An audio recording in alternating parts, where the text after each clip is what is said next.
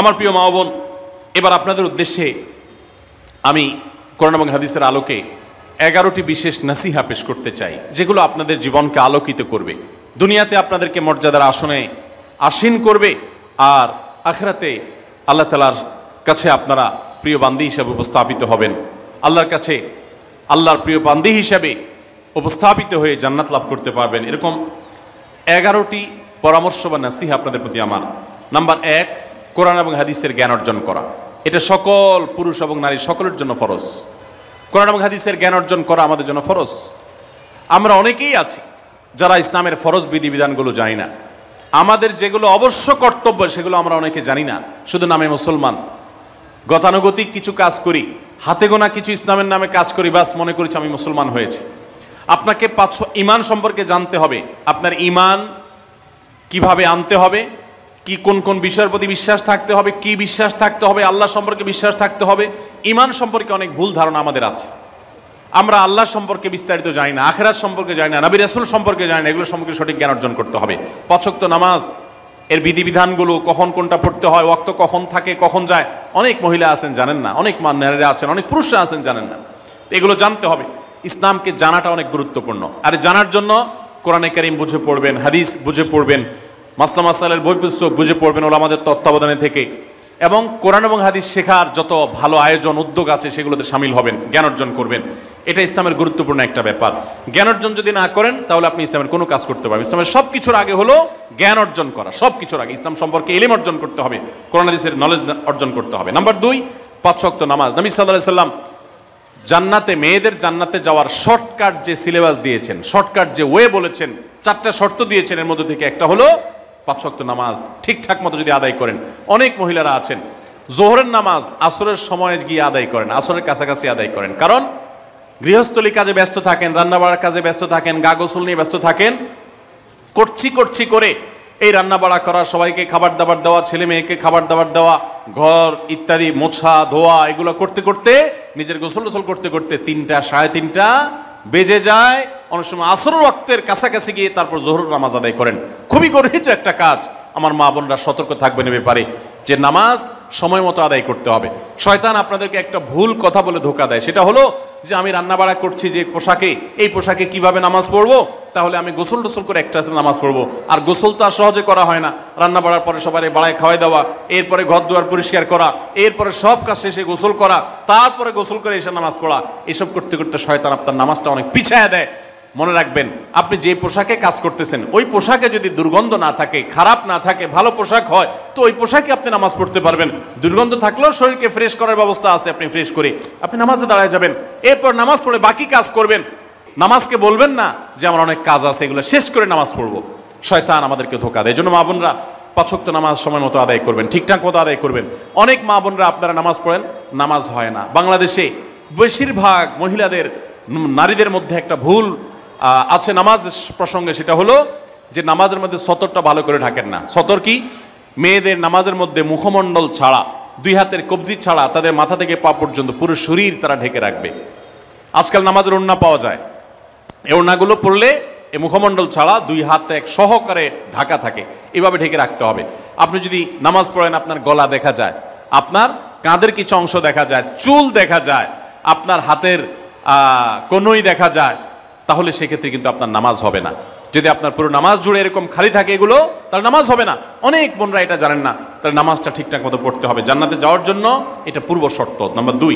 Number 3, Ramzan মাসে রোজা রাখা। রোজা রাখার ক্ষেত্রে আলহামদুলিল্লাহ মা বোনরা রাখেন সাধারণত, কিন্তু রোজা রেখে গীবত, মিথ্যা, শেকায়েত, মানুষের পিছনে সমালোচনা করা, এগুলো করলে রমজান নষ্ট হয়ে যায়, রোজা নষ্ট হয়ে যায়। এগুলো করা যাবে না, এগুলোতে বেঁচে থাকতে হবে।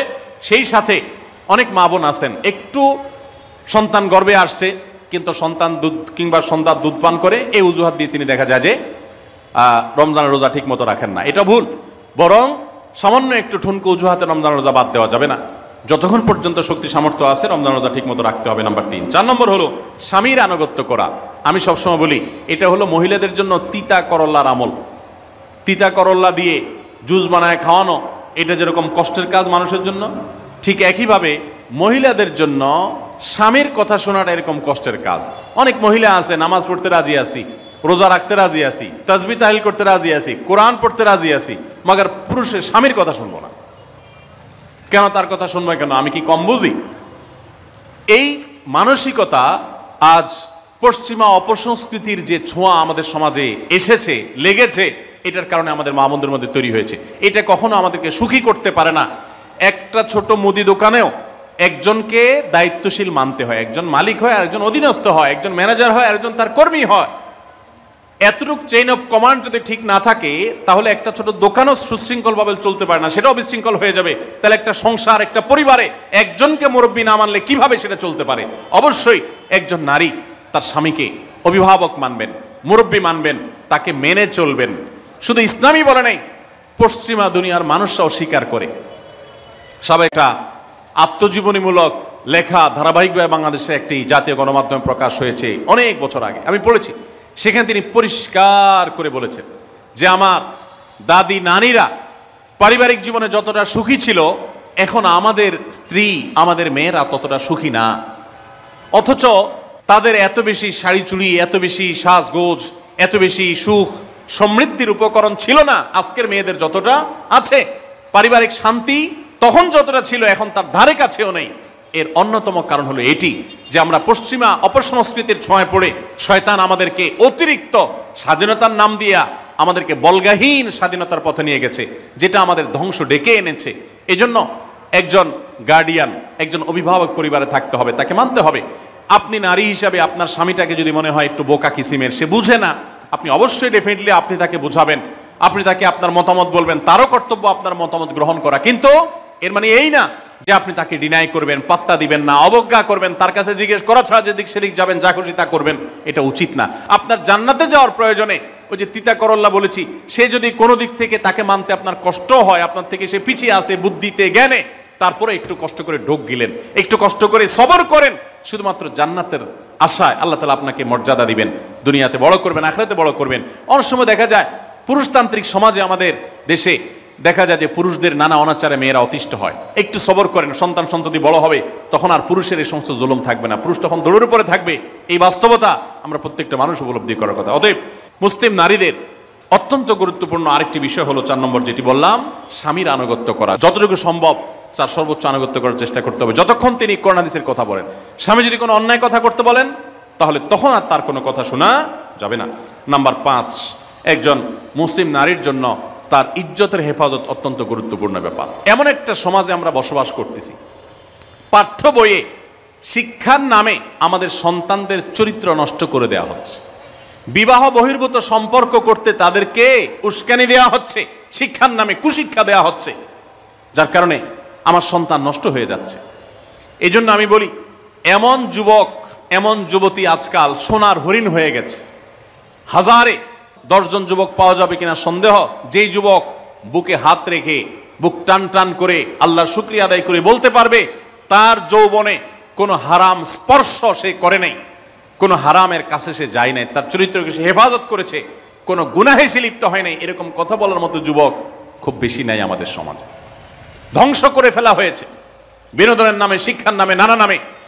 এগুলো আমাদের দেশের সংস্কৃতি ছিল না। এদেশের মুসলমান তো বটে, এদেশের হিন্দুরাও পারিবারিক এই বন্ধনের মধ্যে থেকে তারা তাদের চরিত্রকে হেফাজত করে বৈবাহিক সম্পর্ক ছাড়া কোনো প্রকার সম্পর্কের মাধ্যমে তাদের যৌন আকাঙ্ক্ষাকে মেটায় না। এটা এদেশের মাটির, এদেশের কালচার, এদেশের মানুষের কালচার, এদেশের সকল ধরনের মানুষের কালচার, কিন্তু এদেশের সেই সংস্কৃতিকে ধ্বংস করে দেওয়া হচ্ছে ছোট ছোট বাচ্চাদের বইয়ে এই বিবাহ বহির্ভূত সম্পর্কের কথা বলে। এই জন্য সচ্চরিত্র এখন সোনার হরিণ হয়ে গেছে। নবী সাল্লাল্লাহু আলাইহি সাল্লাম বলেছেন, মাইয়াজমান লি মা বাইনা লিহিয়াইহি ওয়া মা বাইনা রিজলাইহি আদমান লাহুল জান্নাহ।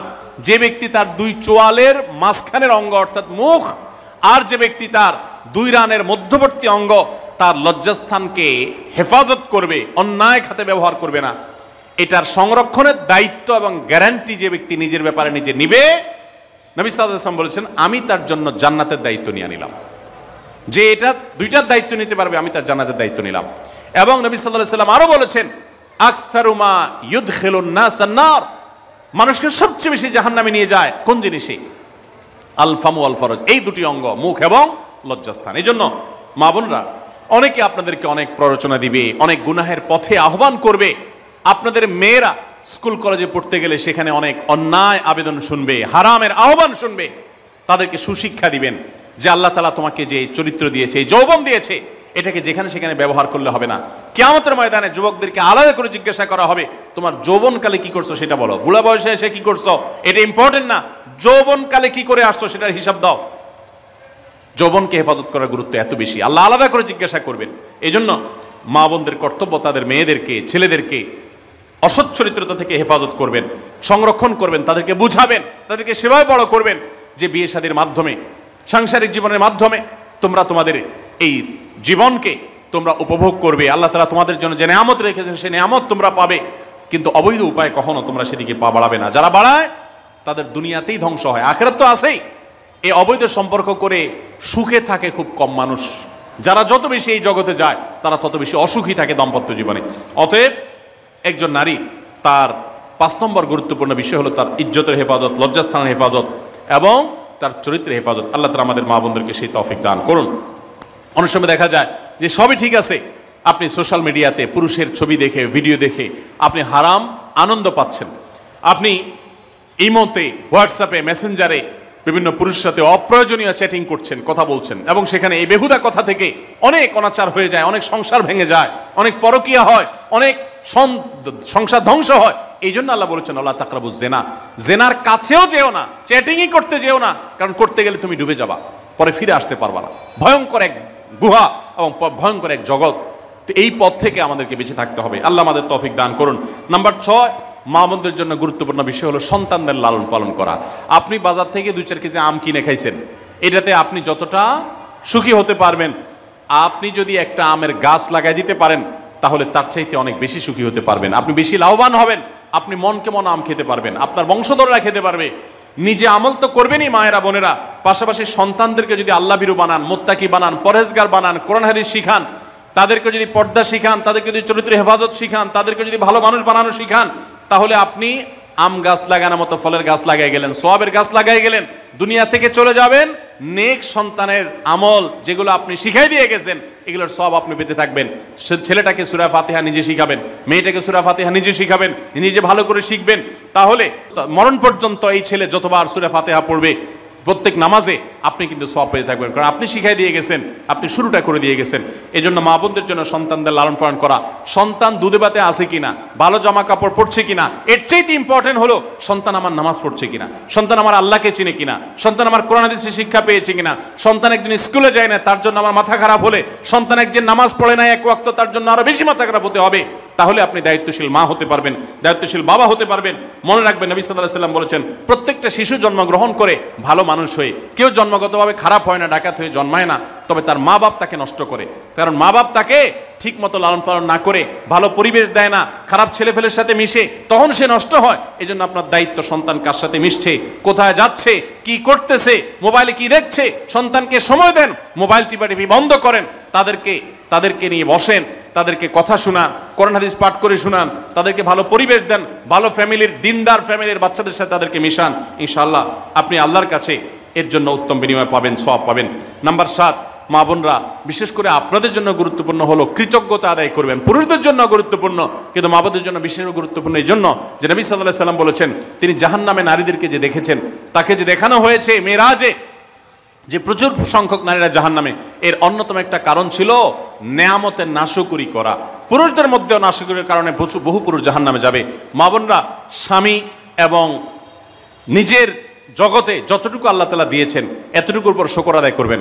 আপনার স্বামী মানুষটা হয়তো মুখটা খারাপ, কিন্তু তার শরীরটা ভালো আছে, সে আপনাকে উপার্জন করে এনে খাওয়ায়। অনেক মহিলা আছে তার স্বামী হয়তো অ্যাক্সিডেন্ট করে পঙ্গু হয়ে গেছে, সে হয়তো বিছানা শুয়ে বাকি জীবন কাটিয়েছে, তার কষ্টের কোনো শেষ নাই। আপনার স্বামী হয়তো বা তার কোনো দিক থেকে দুর্বলতা আছে, আবার বহু দিক থেকে তার ভালো গুণ আছে। একই কথা পুরুষদের জন্য ইসলাম নির্দেশ করেছে যে তার স্ত্রীর একটা গুণ খারাপ দেখে যদি তার কষ্ট লাগে, তো সে চিন্তা করলে 10টা গুণ ভালো দেখবে, সেটা দেখে শুকর আদায় করা উচিত। এই শুকরিয়া আদায় করা ছাড়া পুরুষ হোক নারী হোক কে আল্লাহর প্রিয় বান্দা হতে পারবে না। এজন্য আল্লাহর কাছে শুকরিয়া আদায় করবেন।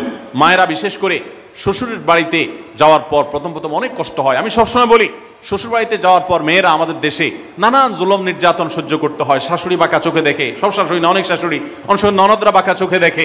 স্বামী লোকটা জ্বালায় নানাভাবে, দেবররা জ্বালায় নানানভাবে, মানুষ খোঁচাখুচি করে কষ্ট দেয়।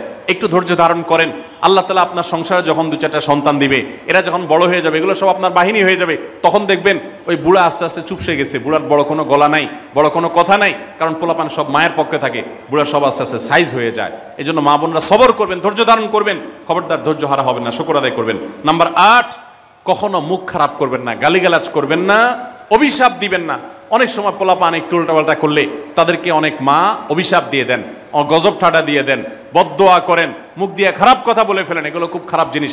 নবী সাল্লাল্লাহু আলাইহি সাল্লাম বলেছেন, যদি কাউকে গজব ঠাডা দেওয়া হয় তো এটার উপযুক্ত না হলে যে দেয় তার উপরে এসে পড়ে, এরকম ভয়াবহ একটা বিষয়। এই জন্য কোন অবস্থাতে এগুলো যেন না হয়। এবং মেয়েদের জাহান্নামে যাওয়ার অন্যতম, বেশি জাহান্নামে যাওয়ার অন্যতম একটা কারণ এটাও যে তাদের মধ্যে, অনেকের মধ্যে, আমি সবার কথা বলছি না, যে এই ধরনের গালিগালাজ করা, অভিশাপ দেওয়ার বদস্বভাব আছে।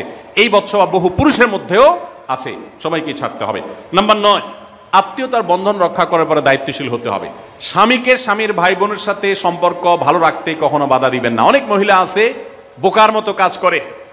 স্বামী যদি স্বামীর ভাইকে টাকা পয়সা দেয় সে অপছন্দ করে, স্বামী যদি স্বামীর বোনকে টাকা পয়সা দেয় সে এটাকে পছন্দ করে না, মা বাবার খোঁজ খবর বেশি নিলে তার কাছে ভালো লাগে না। এই মহিলা হলো নির্বোধ। কেন নির্বোধ? কারণ নবী সাল্লাল্লাহু আলাইহি সাল্লাম বলেছেন যে মান সাররাহু আন ইউবসাতালাহু ফি রিজকিহি আও ইউনসালাহু ফি আথরি ফালিয়াসিল রাহিমা, যে ব্যক্তি চায় তার রিজিকে আল্লাহ বরকত দেখ, তার হায়াতে বরকত দেখ, সেই জন্য রক্ত সম্পর্কে আত্মীয়দের সাথে সম্পর্ক বেশি ভালো রাখে। তাহলে আপনার স্বামীর রিজিক বেশি হোক, টাকা পয়সা বেশি হোক, তার হায়াতে বরকত হোক, এটা যদি আপনি চান তাহলে আপনি বরং তারা উৎসাহিত করা উচিত। তোমার ভাইটার খবর নাও, তোমার বোনটার বাড়িতে যাও, তোমার মা বাপের খেদমত করো, তাদের সাথে যত সম্পৃক্ত থাকবে আপনার স্বামীতে আল্লাহ তাআলা তত বরকত দান করবেন। এই জন্য তাকে সেটা করবেন। আবার পুরুষদেরও উচিত মেয়েদেরকে সুযোগ দেওয়া, তারা তাদের বাপ, মেয়েরও তো কর্তব্য আছে তার বাপ মার প্রতি, বাপ মার খেদমত করবে, বাপ মার জন্য হাদিয়া তোফা দিবে। অনেক পুরুষরা আছে মেয়েদের পাওনা অধিকারই দেয় না, হাদিয়া তোফা কোত্থেকে দিবে, তাদের মহরটাই দেয় না, তাদের হাত খরচ দেয় না। আলাদা কিছু হাত খরচ দেওয়া উচিত, যে তার মতো সে খরচ করবে, তার মা বাপের জন্য খরচ করবে। এগুলোর বিনিময়ে আমরা আল্লাহর কাছে জান্নাত পাবো। অতএব এই আত্মীয়তার সম্পর্ক রক্ষা করা গুরুত্বপূর্ণ। নাম্বার 10, সাদাকা করবেন। সাদাকা জাহান্নাম থেকে মুক্তির কারণ। নবী সাল্লাল্লাহু আলাইহি সাল্লাম জাহান্নামের ব্যাপারে সতর্ক করেছেন আপনাদেরকে, আমাদের সবাইকে। অতএব সাদাকা দিলে জাহান্নাম থেকে মুক্তির একটা পথ আমরা পাই, সুগম হয়। এবং নবী সাল্লাল্লাহু আলাইহি সাল্লামের সময় মহিলা সাহাবীরা তাদের গহনা খুলে আল্লাহর রাস্তায় দান করতেন। এজন্য মসজিদ, মাদ্রাসা, বিভিন্ন গুরুত্বপূর্ণ যে দানের খাতগুলো আছে সেগুলোতে বেশি বেশি দান করবেন, বেশি বেশি আল্লাহর রাস্তায় ব্যয় করবেন, যতটুকু তৌফিক আছে ততটুকু। এখন মহিলারা দান করবে কোত্থেকে? পুরুষরা মহরের টাকাই পরিশোধ করে না, বেচারে দান করবে কোত্থেকে? এই জন্য পুরুষরা দায়ী হবে। এবং মহিলারাও তাদের মহরের টাকা যেন অনাদায় না থাকে, তারা যেভাবে চেষ্টা করলে হয় সেভাবে চেষ্টা করবেন। এবং তাদের হাত খরচ আলাদা দেওয়া উচিত, এবং তারা পর্দার মধ্যে থেকে তাদের মতো উপার্জনও করতে পারেন, সেটাও শরীয়ত তাদের জন্য সুযোগ রেখেছে। যেভাবে হোক তারাও সাদাকার চেষ্টা করবেন। 11 নম্বর সর্বশেষ হলো সময়ের অপচয় করবেন না। এখন এমন একটা সময় চলছে বেশিরভাগ মানুষ জাহান্নামে যাবে, যেই কারণে আজকের যুগে সবচেয়ে বেশি আমরা বিপদগামিতার মুখে যাচ্ছি, যে কারণে সেটার অন্যতম হলো এই স্মার্টফোনের অপব্যবহার। আমরা অনেকে আছি টেলিভিশনের বিভিন্ন সিরিয়ালে আসক্ত, অনেকে আছি বিভিন্ন নাটক সিনেমায় আসক্ত, অনেকে আছি ফেসবুক এবং ইউটিউবে এগুলোতে আসক্ত। বিশেষ করে মা বোনদেরকে বলছি, অনেকেই আছেন এখনো রিমোট ছাড়া তার পেটের ভাত হজম হয় না, সারাদিন রিমোট হাতে বসে থাকেন, একটা পর একটা সিরিয়াল এবং চ্যানেল পাল্টাতে থাকে। মনে রাখবেন, সফল ইমানদার হতে হলে এই অনর্থক কাজ না ছাড়লে আপনি সফল ইমানদার হতে পারবেন না। অনেকে নামাজে পড়ে আবার সিরিয়ালও দেখে, অনেকে আছেন ফেসবুকে ঘন্টাকে ঘন্টা, ইউটিউবে ঘন্টা ঘন্টা সময় নষ্ট করেন। এর জন্য আল্লাহর কাছে জবাবদিহি করতে হবে। কিয়ামতের ময়দানে আল্লাহ তাআলা কয়েকটা প্রশ্ন উত্তর দেওয়া ছাড়া একজন মানুষকেও নড়তে দিবেন না। এর ভিতরে একটা হলো যে তোমার সারা জীবনে কি অর্জন করেছো। সময়ের অপচয় করা যাবে না। সময় হলো জীবনের সবচেয়ে মূল্যবান সম্পদ। অতএব আল্লাহ তাআলা আমাদের সবাইকে জীবনের এই অমূল্য সম্পদ সময়কে সংরক্ষণ করার তৌফিক দান করুন। মা বোনরা, আপনাদেরকে আমি আল্লাহর ওয়াস্তে উপদেশ করতেছি, যারা বদভ্যাস আছে ফেসবুক ইউটিউবে ঘন্টা ঘন্টা পড়ে থাকার, প্রয়োজনে এগুলো সব ডিলিট করে দেন মোবাইল থেকে। প্রয়োজনে আপনি এই মোবাইল বিক্রি করে বাটন ফোনে চলে যান। নিজের বদভ্যাসকে নিয়ন্ত্রণ করতে না পারলে প্রথমে চেষ্টা করেন, এরপর না পারলে প্রয়োজনে বাদ দিয়ে দেন। আল্লাহর জন্য যদি ত্যাগটা করেন, কিয়ামতের ময়দানে বলতে পারেন, আল্লাহ গুনাহ থেকে বাঁচার জন্য, তোমাকে খুশি করার জন্য আমি স্মার্টফোন পর্যন্ত রাখি নাই, বাটন ফোনে চলে গেছি। আল্লাহ তাআলা খুশি হবেন ইনশাআল্লাহ বিইذنিল্লাহ। বহু মায়েরা তাদের সন্তান নষ্ট হয়ে যাচ্ছে এই মোবাইলের আসক্তি, সিরিয়ালের আসক্তির কারণে। তাদের স্বামীর সাথে সম্পর্ক নষ্ট হয়ে যাচ্ছে এই সমস্ত আসক্তির কারণে। অনেক গুনাহের পথে তারা চলে যাচ্ছেন এই সমস্ত আসক্তির কারণে। এই জন্য এগুলোকে নিয়ন্ত্রণ না করলে আপনি কখনো নেককার হতে পারবেন না। আপনার সন্তানকে মোবাইল দেখে খাওয়াবেন না, আমি আমার সন্তানকে মোবাইল দেখা খাওয়াই না। আমরা সব জায়গায় বলি মোবাইল দেখা, কার্টুন দেখায়, মোবাইল দেখায় বাচ্চাকে খাওয়াবেন না। বাচ্চা কাচ্চা এখন ক্রেজি হয়, আধপাগল কিসিমের হয়, জিদি হয়, বদমেজাজি হয়, ভাঙচুর করে। কেন হয়? কারণ সারাদিন আপনি ওর মোবাইলে কি দেখান? কার্টুন দেখান। কার্টুন মানে কি? মার মার, কাট কাট, হ্যাঁ, সবকিছু ধ্বংস করে ফেলা, গুলি করা, বোমা মারা, হ্যাঁ, সাপ হয়ে সব খেয়ে ফেলা, এটাই তো। এগুলো বাচ্চাদেরকে ক্রেজি করে, বাচ্চাদেরকে মানসিকভাবে অসুস্থ করে, ধ্বংস করে দেয়।